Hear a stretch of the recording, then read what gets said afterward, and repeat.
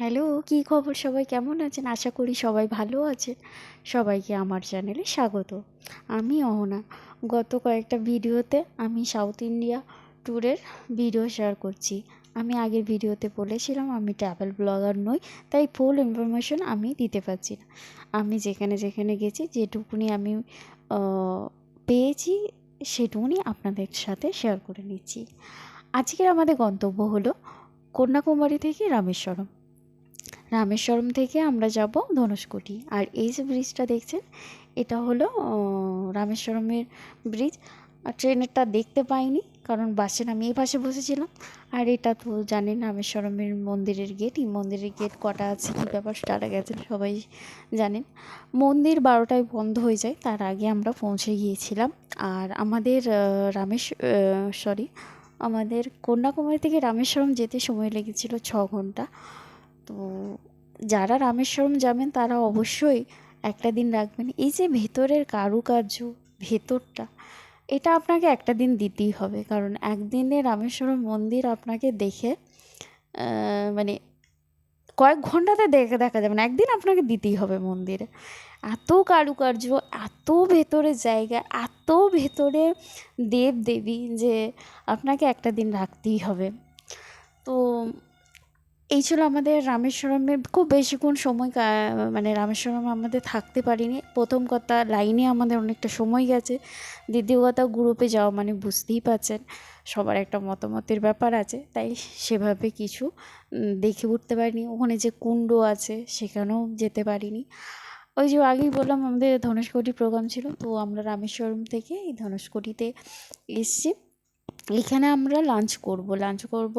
আমাদের যিনি নিয়ে গেছিলেন তো উনি রান্নাবান্না আর কি করে বাসে নিয়ে নিয়েছিল। তো আমরা এই যে আমাদের ড্রাইভার দাদা খাচ্ছে, আর এখানে ভদ্রমহিলা কী যে একটা বানাচ্ছিল, সেই কারি পাতা টাতা দিয়ে মাছটাকে একদম পুরো গোল্লা পাকিয়ে ওখানে আঁচ চলছিল বলে আমি যে এগোতে পারি।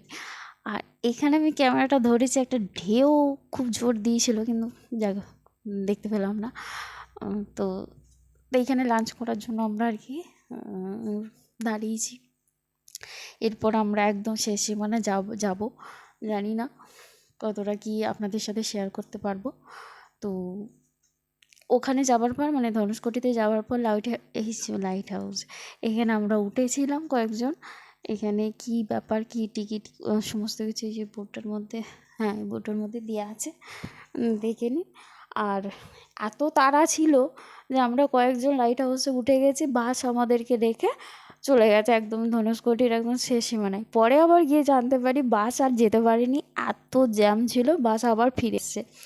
তারপর আমরা ওই লাইট হাউস থেকে নেমে আবার একটা গাড়ি করে কজন মিলে সেই সীমানাটায় যাবার চেষ্টা করলাম, কিন্তু আমাদেরও কপালে জুটলো না গো, মানে সেই জায়গায় পৌঁছতে পারলাম না গো।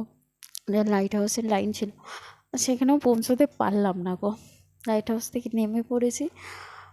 তো আমাদেরও সেখান থেকে আবার বাসের কাছে আসতে হলো আর কি গাড়ি নিয়ে। তো এই ছিল আমাদের রামেশ্বরম টু মানে কন্যাকুমারী টু রামেশ্বরম টু আপনার এই ধনুষকোটি। তো ভিডিওটা কেমন লাগলো অবশ্যই জানাবেন, ভালো লাগলে অবশ্যই।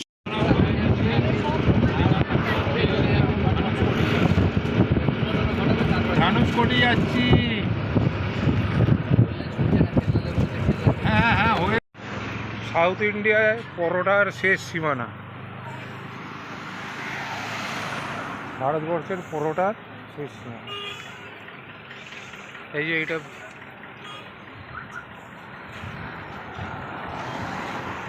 অ্যারেবিয়ান সি, এটা বে অফ বেঙ্গল, সামনে ইন্ডিয়ান ওশেন মানে ভারত মহাসাগর, এটা আরব সাগর, এটা বঙ্গোপসাগর, আর ওটা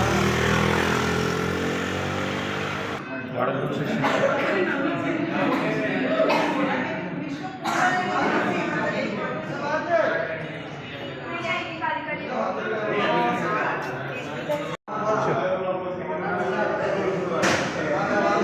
একটা ফটো তুলে দেন।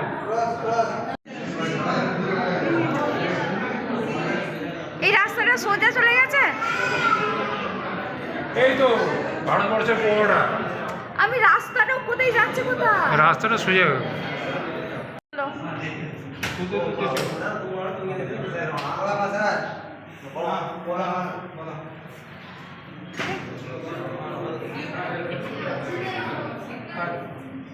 জলটা কিন্তু অসাধারণ।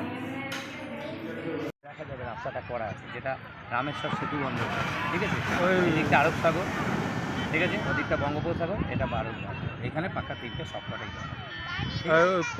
পাথর যেগুলো পড়েছে সেগুলো রাম রাম লেখা কেন? Actually পাথর নয়, রাম রাম লেখা কেন? ওই হ্যাঁ রাম রাম লেখা আছে। পাথরগুলো তো সাধারণত সামনেটা একটুখানি দেখা যায়, তারপরটা দেখা যায়। সামনেটা একটুখানি দেখা যায়, তারপর আমি দেখা যায়। দেখেছি, কিন্তু আমি বালির রাম রাম রাস্তাটা লেখা দেখেছি। বালির রাস্তাটা পরিষ্কার দেখা যায়, ঠিক আছে? আর সন্ধ্যাবেলা আগের বারে আমি এসেছিলাম যেহেতু শ্রীলঙ্কায়, যে দেখা যাচ্ছে না, হ্যাঁ। এই যে শ্রীলঙ্কার লাইট